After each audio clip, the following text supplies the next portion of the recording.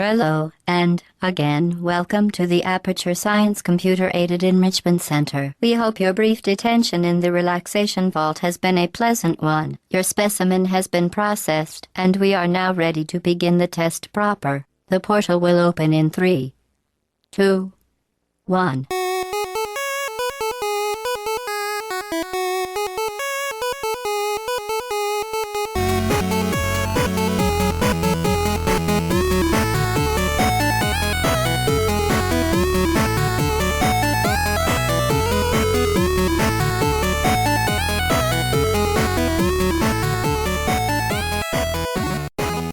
Hey everybody, welcome to another episode of Classic Gaming Brothers. I'm Zach. And I'm Seth. And we're the Classic Gaming Brothers. That's right, we are the Classic Gaming Brothers. That's right. That's right.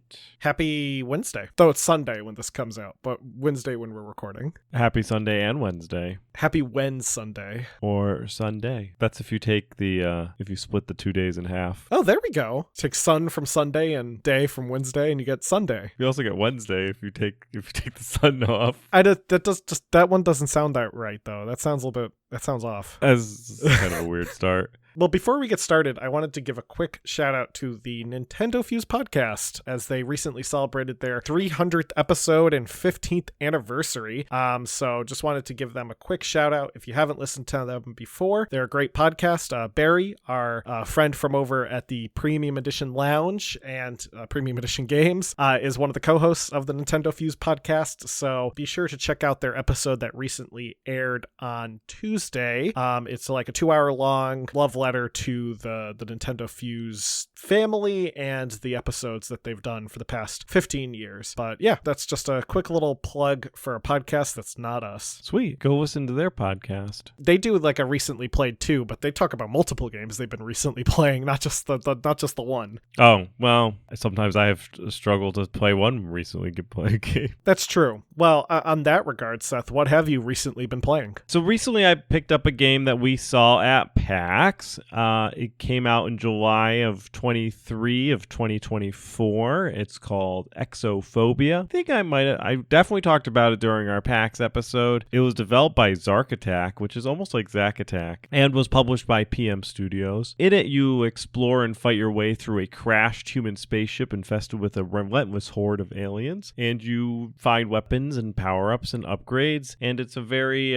retro-inspired first-person shooter. It's got a fun color palette. It's like blue and red. And there are various different shades of blue, almost tealish color, and then various different shades of red, and that's it. That's the color palette. It stays with that color palette throughout the entire game, unless I'm colorblind, but I'm pretty sure that's the palette of it. And you go through this spaceship with your gun, sliding and shooting people, and it's really fun. I like it. It's a kind of a retro, like I mentioned before, it was like a kind of a retro-inspired first-person shooter, so you can't actually look up and down. It's kind of contains your vision to the floor and the ceiling, and it's fun. I've been enjoying it. It's a very almost boomer shooter-esque, but kind of keeps it simple and has a cool art style, and I really enjoy it. So that's Exophobia. If you're looking to pick it up, you can pick it up on Steam. It's retailing for $14.99. Yeah, Exophobia is really cool. It reminds me of a game that would have come out in the era of like Wolfenstein clones, not necessarily Doom clones. Yeah, so maybe more of like sure. a Blake Stone or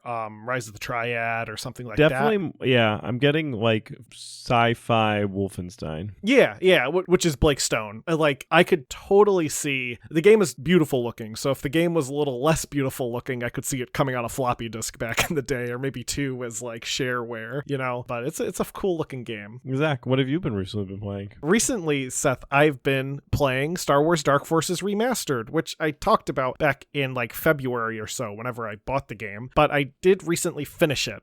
So I kind of put it off for a bit because I got distracted by all the other games that I have been playing recently, and and I never got around to finishing Dark Forces, but a few days ago, I said I'm going to just sit down and go through the rest of the levels because I didn't have that many. And yeah, I beat Dark Forces Remastered, and I loved it. I thought it was a great game. I thought they did a great job with the remaster.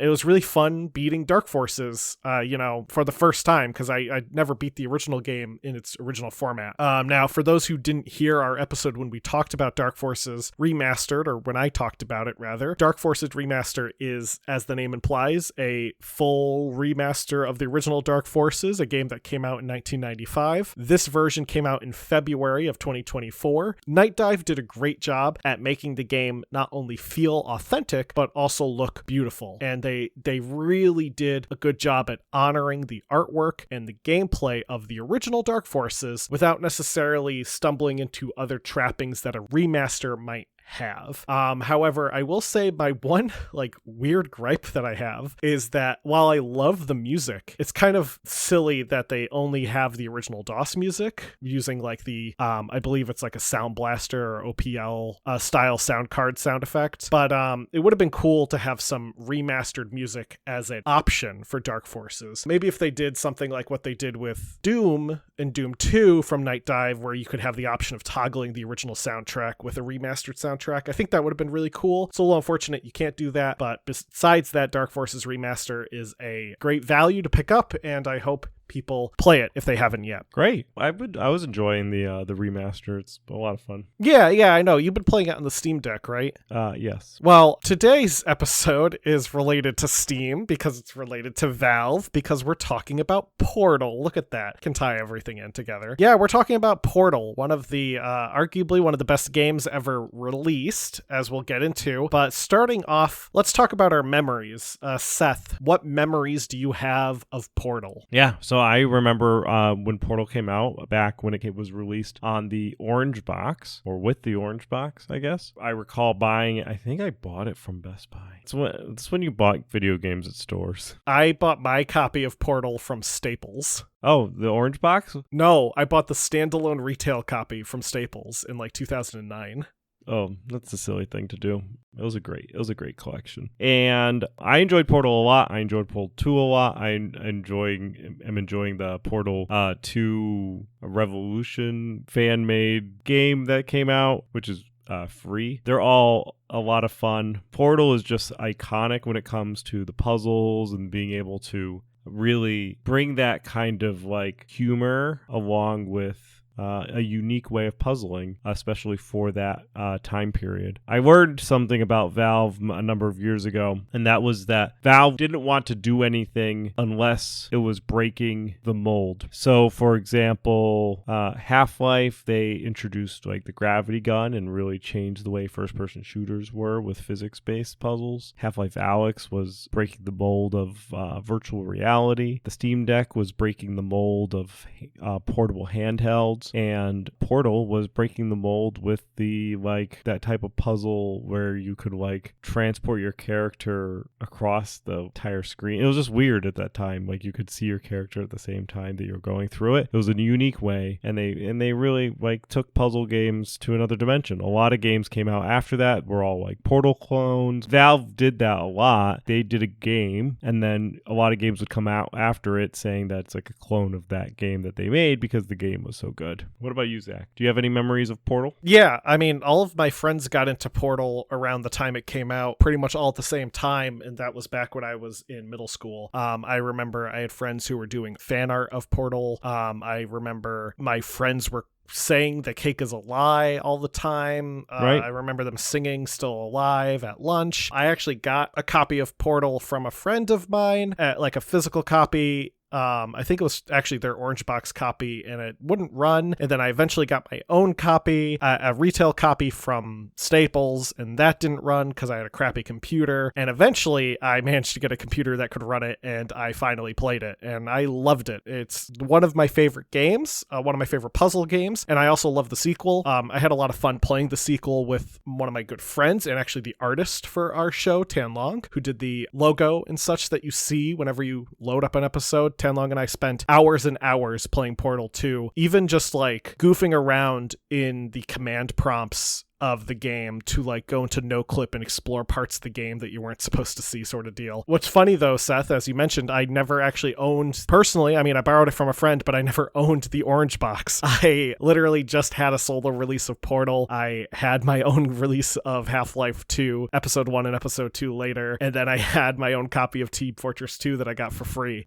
So I never owned the orange box. I just owned everything in it. Nice. The orange box was a good release. Yeah, it was. And we talked a bit about the orange box when we did our Team Fortress episode, because the orange box and Team Fortress, primarily Team Fortress 2, are kind of intrinsically tied together. And so is Portal in a way, but Portal does have its own little history. Despite being released by Valve, Valve didn't create Portal originally. It started back in 2005 at the DigiPen Institute of Technology. DigiPen is a private university in Redmond, Washington. It's a, as the name implies, Institute of Technology, so it's a primarily technology-based institute that primarily has focus on tech fields. And one of those fields in the 2000s was game design, which I think would have made them one of the earlier colleges to have a game design like field, like class, because game design itself as a course in college is kind of a newer thing, or at least it was a newer thing when I was going to school back in the 2013, 2014. But back in 2005, I feel like it was kind of unheard of to have a video game design course in a college. But there was a course at DigiPen, and they had a senior project, and that senior project had a small team called Nuclear Monkey Software, and this small team put together a game called Narbacular Drop. Narbacular Drop is a first-person puzzle game where you place either yellow or blue portals on different surfaces and use them to traverse levels and solve puzzles. You explore a 3D world that kind of has like a Quake vibe to it, and you place the portals on natural surfaces. You can't place them on any metal, liquid,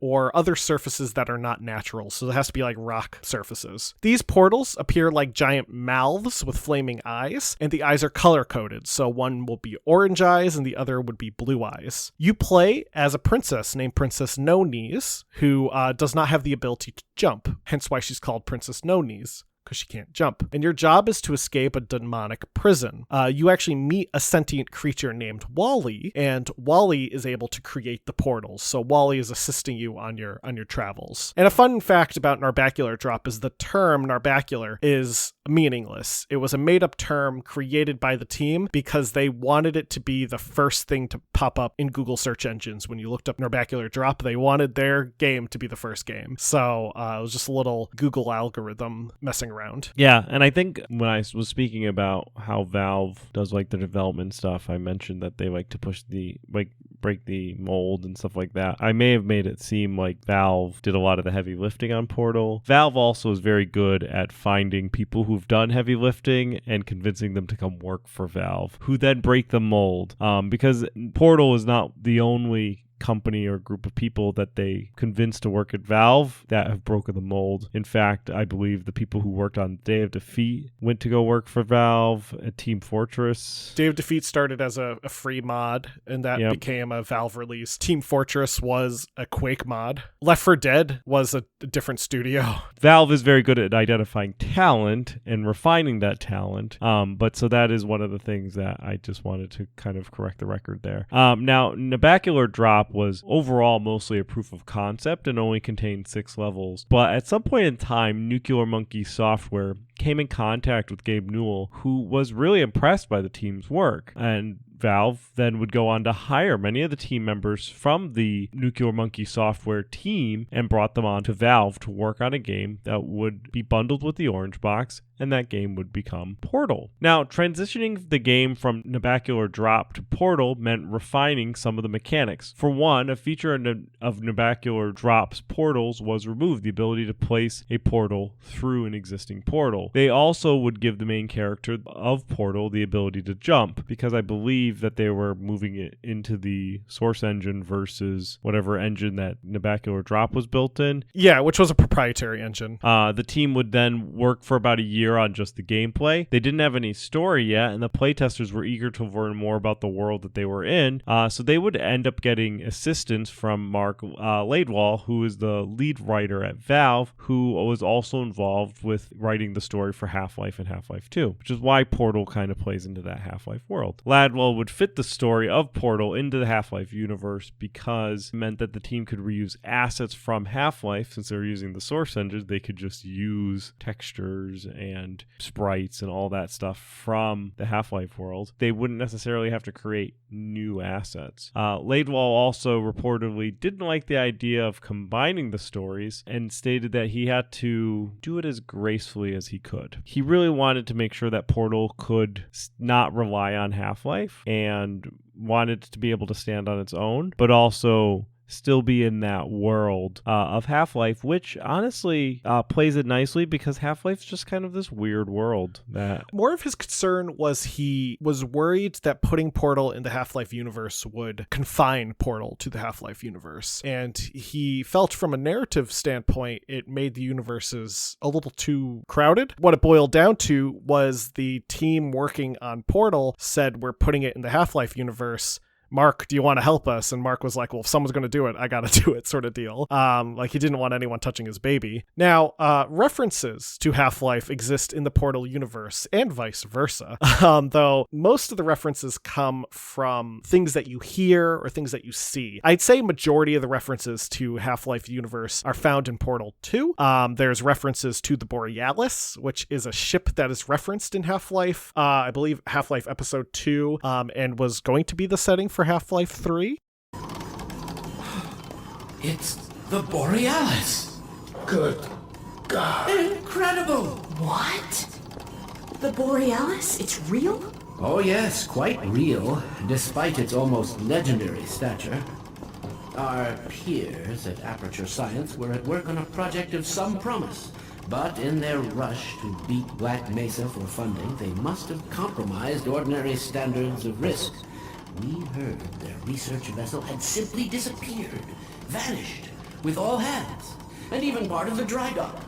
And the Borealis was actually dry docked at Aperture Science before it was mysteriously vanished, which is the kind of the secret of the Borealis, is it just vanished one day. But in Portal 1, there are references from GLaDOS, the computer AI, referencing the Black Mesa Research Facility as a competitor to Aperture Science, the place that you're in Portal. Further elements of the story would be written by Chet Falazik and Eric Walpole, who created the idea that there would be a polite artificial intelligence that would put you into different situations, thus building out this original design of GLaDOS, who we'll talk about a bit later when we cover the story and the gameplay. Another story element that was added in was the concept of the character being driven by cake. The Enrichment Center is required to remind you that you will be baked, and then there will be cake.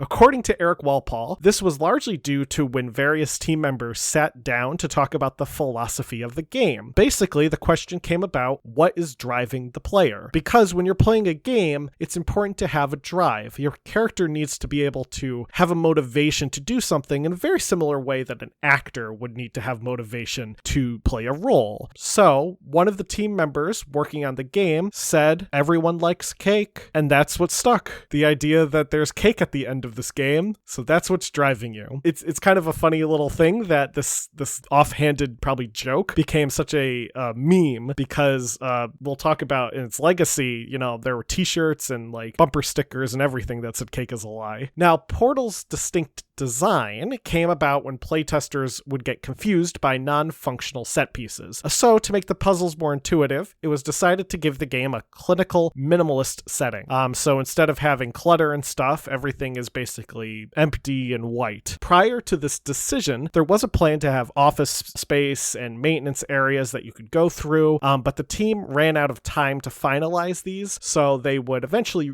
utilize them when they created Portal 2. Now, another design element done to benefit the players was the creation of the weighted companion cube. The team had a segment where they needed players to bring a box to the end, but they didn't want players to forget it. To prevent players from forgetting the box, they created lines of dialogue that named the box the weighted companion cube, and they added a heart symbol. The dialogue from GLaDOS was also made to make the cube feel incredibly important, and thus they also added to the point where you would have to destroy the cube with fire as a way of showing players how to use incinerators, which would be crucial to the final boss battle. The weighted companion cube certainly brought you good luck. However, it cannot accompany you for the rest of the test and, unfortunately, must be euthanized. Please escort your companion cube to the Aperture Science Emergency Intelligence Incinerator. Music in the game was composed by Kelly Bailey and Mike Moraski and is an ambient dark synthy soundtrack. Ellen McLean, the voice actress for GLaDOS, would also perform the credits song Still Alive, which was written by Jonathan Coulton, Jonathan Coulton also has a song that is featured in another Valve game, Left 4 Dead 2. Jonathan Coulton is also the house musician for Ask Me Another on NPR. This was a triumph. I'm making a note here, huge success. It's hard to overstate my satisfaction. What is fun, I think, about the weighted companion cube as a little note, there's like theory written on the weighted companion cube. It's been described as like the game equivalent of the Milgram experiment. For those who don't know, the Milgram experiment was an experiment that was done at Yale University, conducted by Stanley Milgram, and this is where my psych minor comes into play. But it was basically this experiment where you had a person in a room strapped up to some cables and another person outside of that room that could see the person strapped to the cables, and they had a choice of different buttons to press that had various voltages, and another person was sitting in that same room taking notes, and the person that was there taking notes would instruct the person with the buttons to go higher and higher and higher with the voltages. Thus, the person in the other room would be electrocuted at those different voltages. And the idea was to see how far someone would go if they were being told to do this thing. Now, the trick to the experiment is that no one was being harmed, and the person in the room being quote-unquote electrocuted was actually not being electrocuted, and the person who was taking notes and telling them to increase the voltage was also in on the experiment. So the only person who didn't know what was going on would be the one controlling the voltages. Reportedly, according to the Journal of Abnormal and Social Psychology that Milgram first described his research in, 65% of the participants went up to the full 450 volts when told, and every participant went up to 300 volts. So even when people were told of the dangers of this high voltage, they would still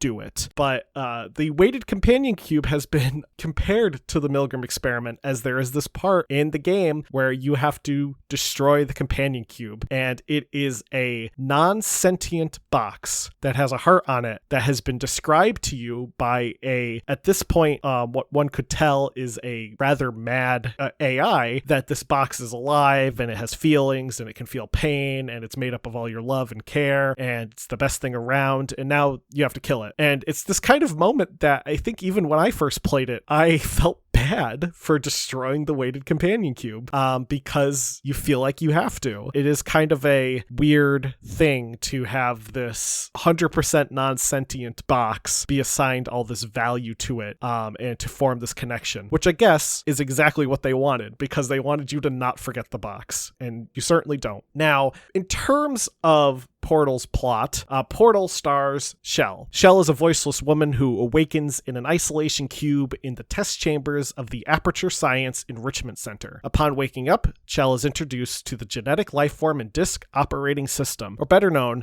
as GLaDOS. GLaDOS is an AI who instructs Shell to go through the different test chambers that she has awakened in. You soon obtain a portal gun, or properly known as the Aperture Science handheld portal device, which becomes your primary tool in solving the puzzles and survival. You also learn that things are not what they seem. GLaDOS slowly begins to descend into madness and reveals at one point that everyone at Aperture Science, besides you, is dead, thanks to her flooding the facility with a deadly neurotoxin. I figured out what that thing you just incinerated did. It was a morality core they installed after I flooded the enrichment center with a deadly neurotoxin to make me stop flooding the enrichment center with a deadly neurotoxin. So get comfortable while I warm up the neurotoxin emitters. However, you keep pushing forward, though, because GLaDOS did, in fact, promise cake. Gameplay in the game is a puzzle first-person shooter. You play in a first-person perspective. You wield the portal gun similar to any other gun you would wield in a first-person shooter. And the portal gun actually operates a little bit like the gravity gun from Half-Life 2. You can pick up and move objects with it, but you can also shoot portals. These portals will create holes in the wall that you can traverse through. And a trick to the game, to solving some of the puzzles, is by using momentum. As GLaDOS says, and I'll drop in her quote, Speedy thing goes in, speedy thing comes out. Now, Portal, as we mentioned earlier in this episode, was released with the orange box in 2007, which is when I purchased it, and was later released as a standalone download on Steam and a standalone retail box. So the retail release was just a link to the Steam download? Yeah, so like when I bought my copy from Staples, I put it in and it directed me to the Steam website to download Steam and then download Portal. Oh, nice. Yeah. I think part of the orange box, and there was a number of strategies that Valve was doing around this time and a little bit before this time, was also Valve was trying to get everyone to use Steam. Steam was originally a digital rights management, and people didn't really use it because they didn't have to use it, right? Because I could just install any old game on my computer. If I bought a game from Valve, I would have to install it through Steam and use it through Steam. I have friends that have longer Steam accounts, older Steam accounts than I do. My Steam account is relatively old, but there's still time that I was not using Steam deliberately because I felt like it was a digital rights management tool, which it still is, but they made it so much more than that. And Orange Box was really part of their strategy as well to get more adoption to Steam, because if they put really cool games like TF2 and Portal and Half-Life 2 Episode 1 all on Steam, then you had to use it. You had to get it. And so what I viewed originally as something that was going to be bad, I've come to eventually learn to love. Now, Portal and the orange box would go on to be an instant success. It's estimated that Portal itself has sold over 25 million units on Steam alone and has revenue of upwards of $148 million.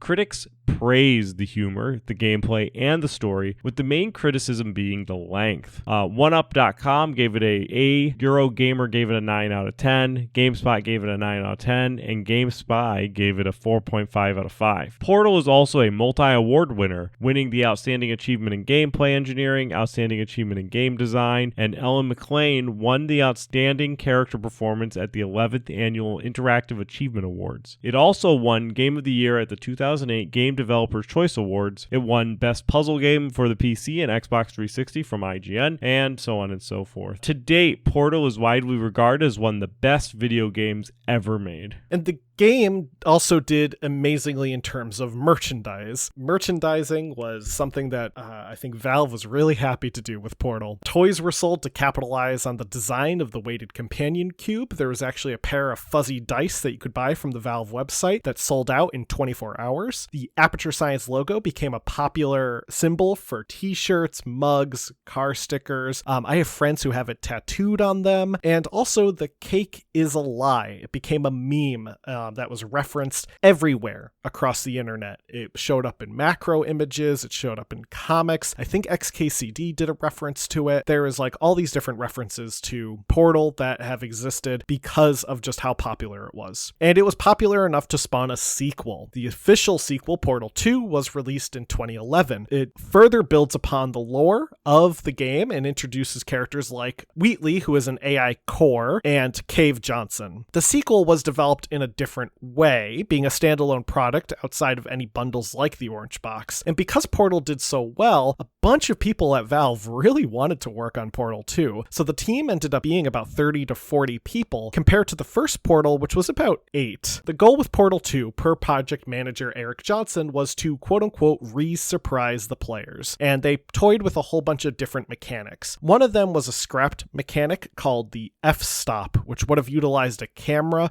to take photos and take objects out of those photos and place them in the world around you. It was kind of an interesting idea that I think I've seen it in other games, or a similar idea in other games, but they would scrap this in favor of just utilizing the portal gun. But they did add in some things with different fluid mechanics and such. Another change to Portal 2 was the addition of multiplayer, specifically co-op multiplayer. You play as these two robots and you go on your own standalone mission that is separate from the main storyline. Also, Also, the modding community has been heavily involved in creating map packs and various custom storylines for both Portal and Portal 2. I will say I think Portal 2 has more mods because it has a very open modding tool that's like built into the game. So it's very easy to get started on developing map packs if you're familiar with 3D map design and stuff. But there's definitely mods for both of them. There was a Flash version of the game called Portal, the Flash version. There was also an unofficial port to the iPhone. There was also an ASCII version of the game. There was also a version called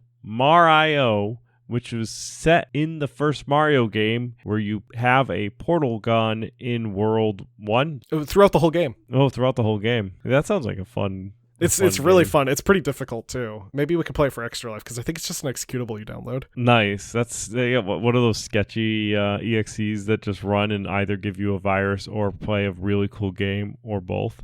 Yeah. And then there was an unofficial port that was made to the N64 in 2023. The N64 unfortunately get removed at the request of Valve due to the reliance on proprietary Nintendo data, but I'm sure there is a ROM somewhere floating around that you could probably get to work. And there has been also a film in development hell since 2013 with ties to Bad Robot and J.J. Abrams. As of late as 2022, J.J. Abrams is still interested in doing something with the Portal franchise. Yeah, J.J. Abrams is like good friends with Valve and Gabe Newell. Like there are references to Half-Life in his stuff. So in Lost, there's like references to Half-Life. There's like an episode where they're playing Half-Life on the PlayStation 2, but also I think there's one of the Dharma symbols you see in the background is actually the Black Mesa symbol. And then in Half-Life 2, episode 1 or episode 2, they included the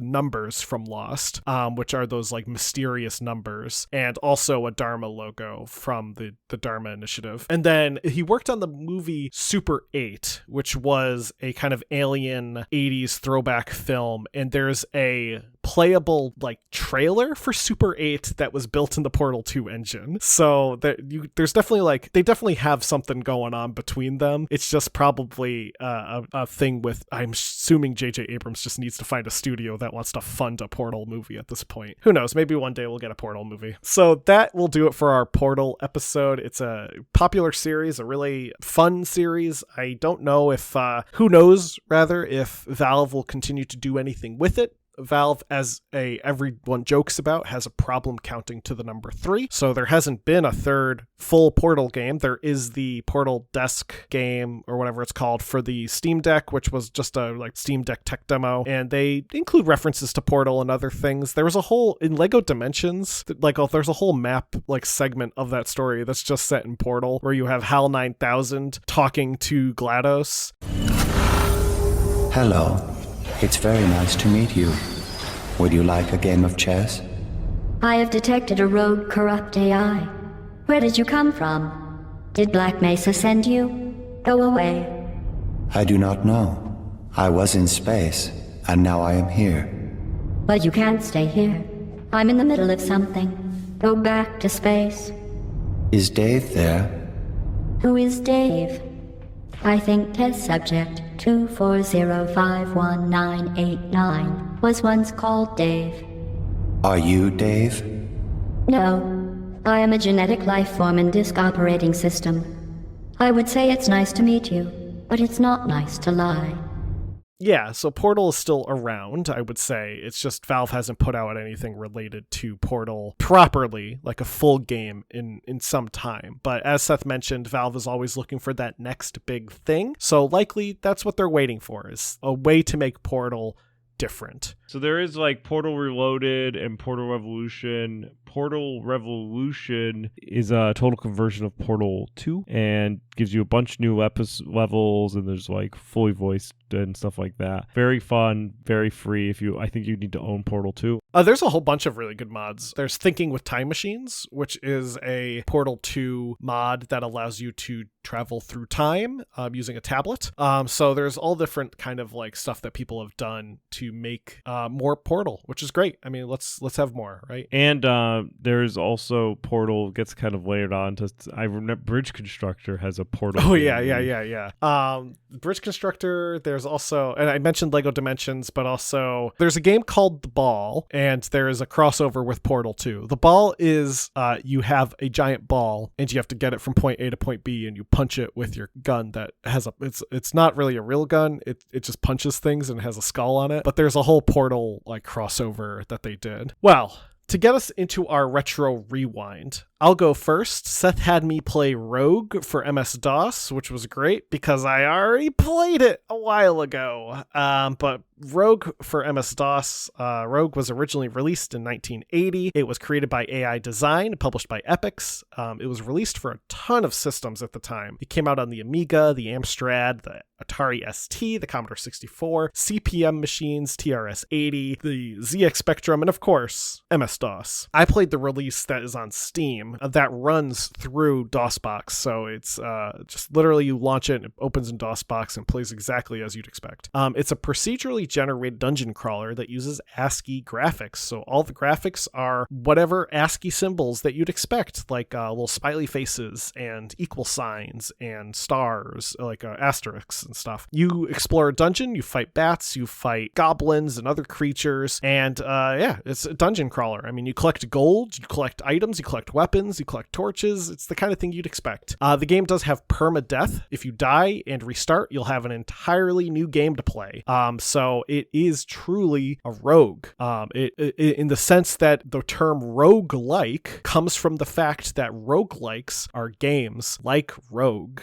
So that's where you get that terminology from. If you've ever wondered why whenever we say a game is a roguelike, it is referencing, in fact, Rogue. It's a dated game, but it's very fun. If you like old school adventure games like ZZT or Kingdom of Kroz, I say check out Rogue. I would say especially check it out if you want a challenge, something that is not as straightforward as ZZT or Kingdom of Kroz, where the game's always the same. Rather, with Rogue, it's always different. Don't expect graphical fidelity. It's entirely in ASCII, so don't expect some like stunning graphics. It's really whatever a computer was capable of producing at the time. I say it holds up, just with that caveat. Next week, Seth, you can play Mega Man 5 for the Game Boy. Great, thanks. And Zach had me play Lemmings for the Sega Master System, which was originally published for the Amiga in 1991 by Psygnosis and was then released on multiple consoles. Lemmings specifically was released on only the European Sega Master System. It was released for the Genesis in the North American market. It's Lemmings. You guide these people who are lemmings or lemmings that are people, and they spew out of a portal, and you have to get them to another portal. Generally, you have to get them to do something in order to get them to go to that location, such as turn one of them into one who digs, or turn one into someone who can block the way, and then they become like a wall and the other lemmings bounce off of them. It's a puzzle game. It's a good puzzle game on all the systems. All the lemmings are good. If you like puzzle games, they're just fun. You can play it on the Sega Master. Of course, it holds up. It's a Lemmings game. It holds up. It's great. Definitely, if you're interested in having a puzzle game, you don't necessarily have to play Lemmings on the Sega Master System. You can play it on whatever system you want. They're all pretty much the same game. Next week, Zach, you could play Descent for MS-DOS. Okay, I will. With that, I want to thank everyone for listening to our episode. If you have any thoughts or memories on Portal, if you remember when it came out and you were a huge fan, or if you only recently became a fan, or if you've never heard of it, let us know. Email us at classicgamingbrothers@gmail.com. We're available wherever podcasts can be found, be it Podbean, iTunes, or iHeartRadio. We're available on YouTube, Classic Gaming Brothers. We're available on Instagram and Facebook as Classic Gaming Brothers, and we're also on X and Blue Sky as CG Brothers Pod. You can also go to our website, classicgamingbrothers.com, and listen to us in the lounge, or you can go to our store on classicgamingbrothers.com and buy some merchandise like a t-shirt or a mug. Hey, it's getting close to the holiday season, and maybe your loved one wants to see the face of two boys that they've never seen before on a t-shirt or a mug. Anyway, with that, am I forgetting anything, Seth? Don't play games like my brother. And don't play games like my brother. I've been Seth. And I've been Zach. And we've been the Classic Gaming Brothers. That's right. That's right.